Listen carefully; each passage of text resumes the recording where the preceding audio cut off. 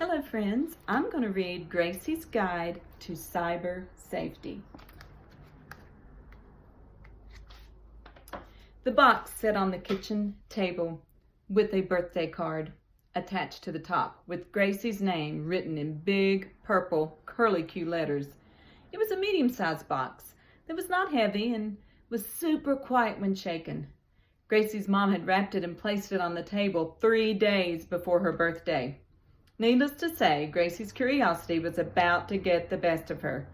She had picked it up and carefully examined it hundreds of times, but she was just as clueless to its contents on the third day as she had been on the first. And so, when the clock struck midnight on her birthday, she jumped out of bed, ran down the hall, burst into her mom's bedroom. Mom, wake up, wake up, wake up, Gracie shouted. Her mom sat straight up in bed. To say that she was startled was an understatement, as she inquired, Gracie, what is it? What's wrong? Gracie's face beamed as she proclaimed, it's my birthday. The shocked look on Mom's face quickly turned into an angry look as she scolded the young girl. Grace and Faith, how many times have I told you to only wake me up when it's an emergency? I'm sorry, Mom, but it's officially my birthday. I waited for 3 days to open my gift. Will you let me, please, please, please? Gracie asked in her sweetest possible voice. No, absolutely not. You turn right around, go back to your room, Mom said as she fell back into her soft bed. Gracie, realizing it was hopeless, slowly turned and went back to her room, where she laid awake for hours.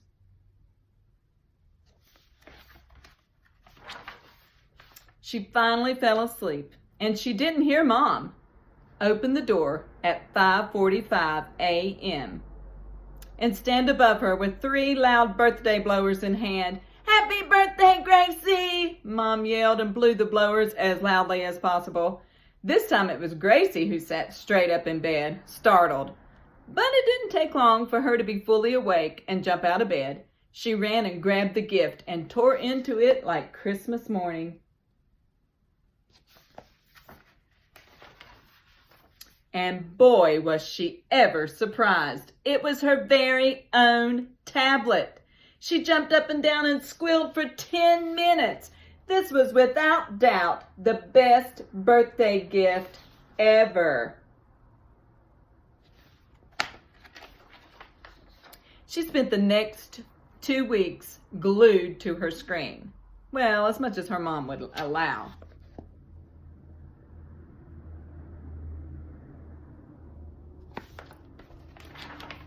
She quickly realized there were apps for everything. Her mom had given her permission to download several of them, and it was enough to keep her busy. She had an app for homework assignments, for drawing, for coloring, and a variety of games. She also created 2 virtual pets, 3 virtual instruments, and stayed busy with a babysitting app. When she was not occupied with those things, she had her own virtual nail salon, a hair studio, and she cooked up the yummiest looking concoctions in her kids' cafe.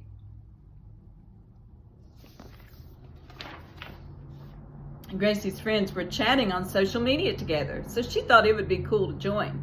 She was glad when her mom agreed, because every night there were multiple conversations going on. Most of them were a bunch of babbling about nothing, and Gracie loved to blab, so it was perfect.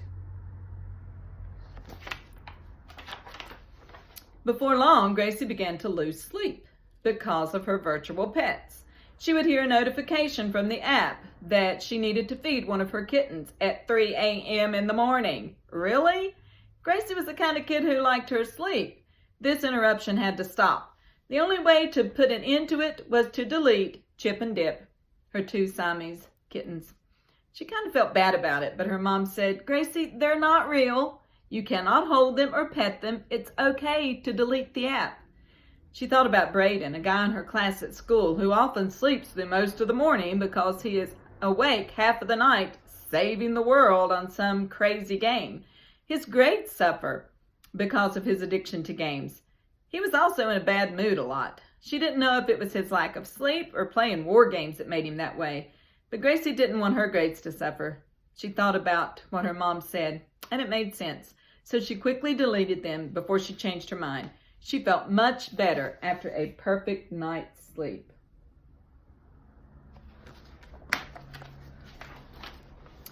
As the newness of the tablet wore off, she slowly began to delete some of the apps that did nothing more than occupy her time.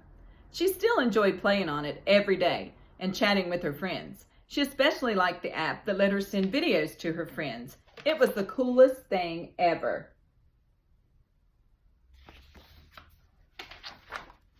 It became an after-school ritual to get a snack, do her homework, and then spend some time taking selfies.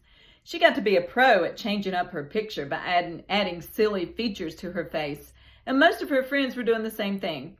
They tried to see who could add the most craziness to their picture. They posted their selfies to see how many comments they could get. This went on for months. One day she received a message from a guy named Martin who just said, "Hey, what's up?" Gracie didn't know him, but she thought it was okay to just chit-chat with him. He began to chat with her every night for the next several weeks about her silly selfies. He was always cracking jokes and making her laugh. She felt like he was becoming her friend. One night she was awakened by a loud ding, which told her that she had a new message, and it was from Martin. He told her that she looked pretty, and that he would like to meet up with her sometime. Gracie quickly said no, because she was too sleepy to think about it. She put the tablet down and was asleep within a few minutes. The next night, she was awakened again by a ding. She sat up and thought, what in the world? She picked up the tablet and saw it was another message from Martin. He asked her again about meeting him. This time he told her they would go to the diner in town. Gracie thought about it for a while, but she was too sleepy to give it a lot of thought, so she ignored it and went back to sleep. The next night, Martin asked her again. She said her mom probably wouldn't let her because she didn't know him. He told her that was okay to meet with him because he was her friend and she could trust him. He said that sometimes parents act weird about other adults being friends with their kids, but it wasn't really a big deal. It happens all the time. He just wanted to see her. He told her this time he would buy her cheese fries, soda, and a double-decker chocolate chip ice cream cone. Gracie thought about it for a minute. It was so tempting to say yes because those were her favorite things. But she felt something wasn't right. Gracie's not only a smart kid, but she's also a super spy. She loves nothing more than investigating the world around her. And as an investigator, she was sure something was not right with this guy. Maybe it's because he called her pretty, and she felt that was a little weird. Or possibly because he knew all of her favorite things to eat. And he would have had to have stalked her pretty closely to know that because they never talked about it. There was just something inside that was telling her that kids do not meet up with strangers.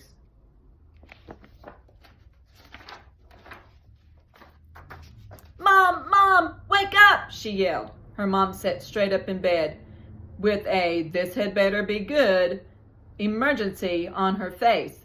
Gracie did not give her time to say a word, but quickly explained all about Martin.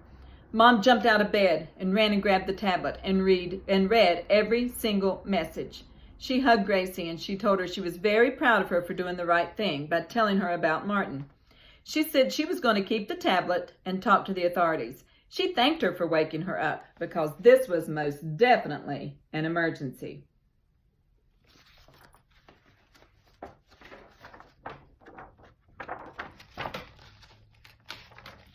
Gracie's mom talked to Officer Jeremy, a policeman at their local station, and he asked her to bring Gracie down to the station so they could interview her. Gracie wasn't sure what would happen, but Mom said they would just ask her a few questions. Officer Jeremy was super nice, and when he was finished with the questions, he gave Gracie a brand new notebook and a pack of gel pens. She couldn't wait to use those gel pens to write down clues on her next case.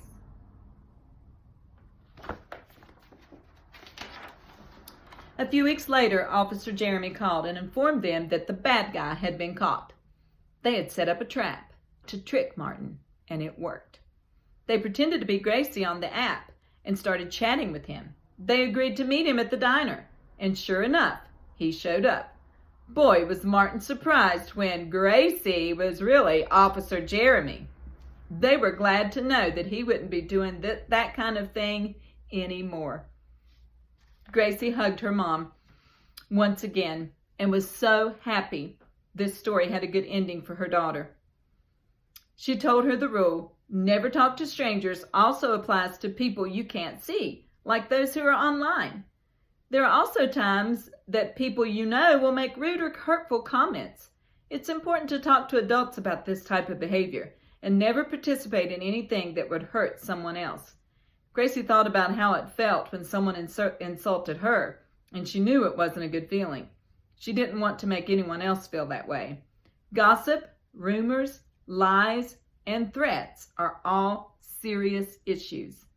I want you to tell me or another caring adult if this happens to you or anyone else you know, Mom said. Gracie thought about it for a moment. Then she ran and grabbed her notebook and gel pens, and she wrote a message to display in her bedroom that will help her to remember to be aware of the dangers of the internet. She wrote, "Be on guard when you're online."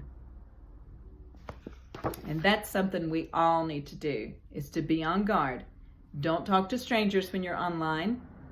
Don't get in conversations that make you feel uncomfortable. And if someone is saying things to you that's not nice and unkind, then you need to tell an adult about it. Be on guard. Thank you.